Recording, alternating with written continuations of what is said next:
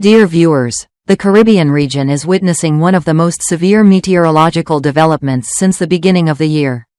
A tropical cyclone named Hurricane Melissa is forming and rapidly intensifying over the Caribbean Sea, and meteorological experts have identified it as the strongest hurricane of 2025. Unlike the two previous Category 5 hurricanes that moved offshore with limited impacts on land, Melissa this time is heading straight into the heart of the populated region, directly threatening Jamaica, Haiti, the Dominican Republic, and the Bahamas. Meanwhile, in the United States, extreme weather continues to unfold, with many southern states facing severe thunderstorms, large hail, and even tornadoes. In today's bulletin, we will bring you the most complete and updated information about Hurricane Melissa, its forecast track, intensity, and the devastating impacts it could bring to millions of people across the region. According to the U.S. National Hurricane Center, NHC, this morning the center of Hurricane Melissa was located south of Hispaniola, about 300 kilometers from Jamaica, with sustained winds around 160 kilometers per hour. Satellite imagery shows that the hurricane is reorganizing rapidly. Deep convective bands are wrapping tightly around the center, a sign of rapid intensification. This means that within the next 24 to 36 hours, Melissa could strengthen into a Category 4 or even a Category 5 hurricane, with winds exceeding 250 kilometers per hour. The central pressure has already dropped to 930 hectopascals, a very low number consistent with storms capable of catastrophic destruction. What is even more concerning is that the storm's forward motion has slowed to only about 10 kilometers per hour, prolonging its impact and allowing rainfall totals to reach record-breaking levels.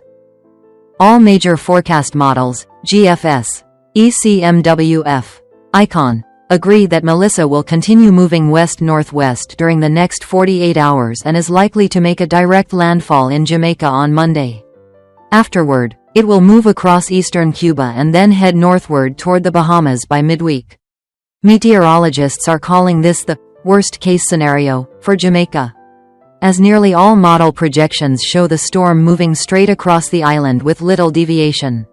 Sea surface temperatures across the Caribbean are currently 30 to 31 degrees Celsius, well above average, and vertical wind shear remains very weak, two perfect conditions for rapid hurricane intensification. If this scenario materializes, Jamaica could face a natural disaster unseen in decades. The Jamaican Meteorological Service has issued a hurricane warning for the entire island, urging residents to prepare for evacuation. Major international airports, such as Norman Manley in Kingston and Sangster in Montego Bay, have suspended all flights. Ships and boats have been ordered to remain in port, and thousands of residents in coastal areas are being relocated to emergency shelters.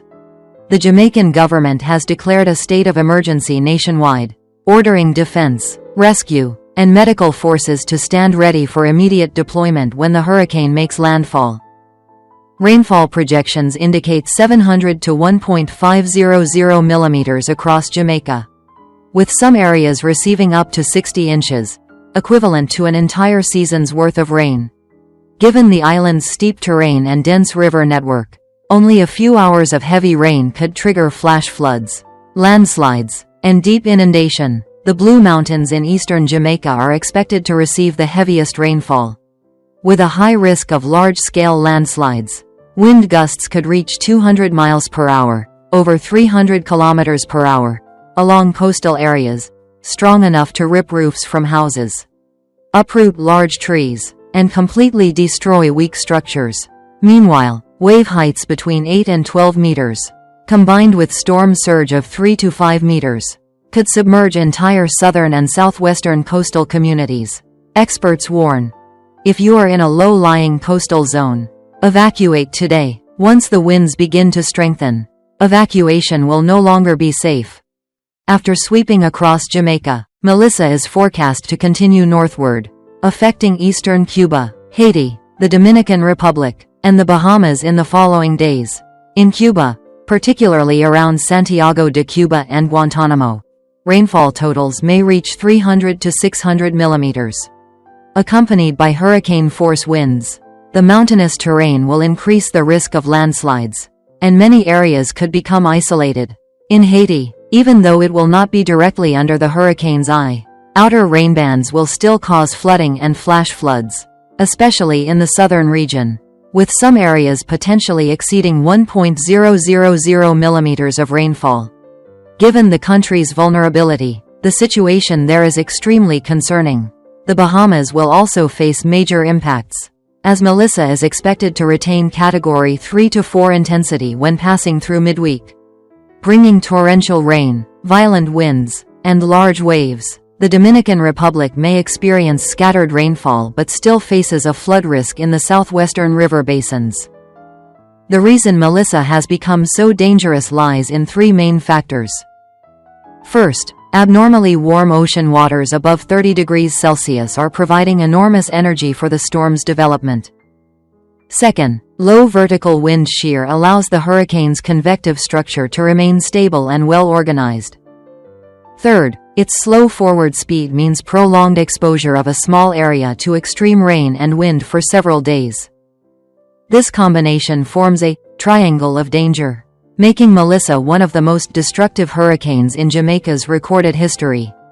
The GFS model suggests a slower, slightly westward track, meaning Jamaica could experience the storm's most violent quadrant.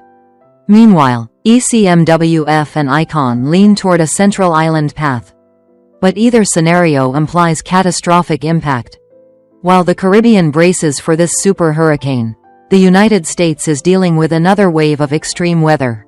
Over the past 24 hours, multiple tornadoes have touched down across Texas and Oklahoma, some with little warning. Today, the dangerous weather belt continues to stretch along the Gulf Coast, from southeast Texas to western Mississippi. The Storm Prediction Center, SPC, has issued a slight risk, level 2/5, for this area. Warning of large hail, damaging winds, and isolated tornadoes. Tomorrow, the risk zone will expand into Louisiana and western Florida. Although thunderstorm intensity is expected to decrease, the tornado threat remains. Later in the week, a surge of cold air from the north will sweep into the southern U.S., dropping temperatures by 10 to 15 degrees Celsius and possibly setting new October cold records. In the Midwest and Northeast, some regions may even see the first snowfalls of the season, signaling the approach of winter. Meteorologists warn that the interaction between Hurricane Melissa and the U.S. weather systems could create a chain reaction, as shifts in the upper-level jet stream may alter the hurricane's trajectory in the coming days. Meanwhile, residents along the Gulf Coast should exercise caution, especially when traveling or engaging in outdoor activities, as severe storms could strike suddenly. For the people of Jamaica and neighboring islands, authorities are urging everyone to treat this as a highest-level emergency. Hundreds of shelters have been opened, and residents in low-lying areas must evacuate within the next 24 hours. The Jamaican Civil Defense Agency advises citizens to secure their homes, tie down roofs, seal windows, and prepare flashlights, battery-powered radios, medicine, and clean water sufficient for at least 5 days. Families in mountainous or river-adjacent areas should be ready to evacuate upon government order. When the hurricane makes landfall, do not leave your home, because the eye of the storm may bring a